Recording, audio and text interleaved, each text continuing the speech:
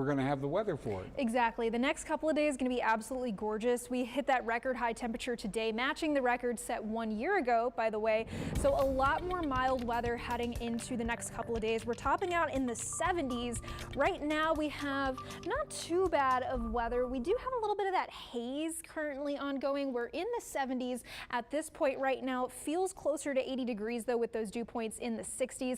Over the next several hours, could be a little bit breezy at times, but otherwise temperatures dropping pretty quickly into the 60s and eventually 40s and 50s tomorrow morning as this cold front right here makes its way down into the coastal belt. This big pink blob right here, that's the fire weather warning that we've had for most of today. That's going to expire heading into 8 o'clock, and that's because of the breezy conditions and dry conditions on the western side of this dry line. You can see the drastic difference in temperatures I pointed out earlier. They're in the 90s in Kingsville, and we're in the 70s here in Corpus Christi. So again, that's thanks to the difference in dry air versus humid air. Dry air heats up a lot quicker, and we're definitely seeing it today. So that cold front comes through, and humidity levels, they're pretty moderate overnight. The relative humidity goes back up as the temperature and dew point get closer to one another. That's what the relative humidity is. It's going to be quite low again tomorrow. Even though those temperatures go down, it's still pretty low, and we are going to be pretty breezy at times. So this combination of things is going to keep that fire danger present here for tomorrow.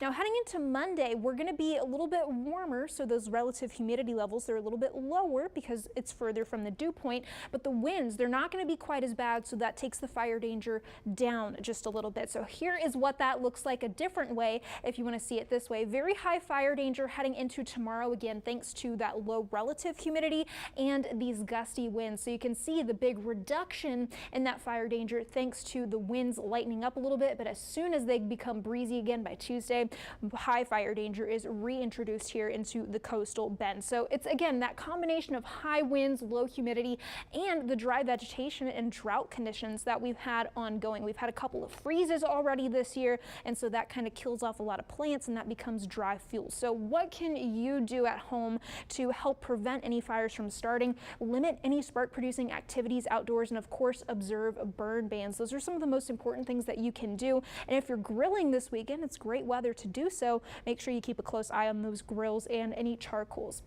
Temperatures over the next couple of days going to be really nice. Great weather for any spring breakers that are here in town. But look at this. Heading into next week, we have a taste of summer. Temperatures going up into the 90s for Thursday and Friday, with mornings right around the 60-degree mark. So a little bit more humid than we're right now, but those temperatures definitely going to be quite high next Friday, challenging a record high temperature of 95. So tomorrow, much cooler than we were today, but keeping that elevated fire danger here in place.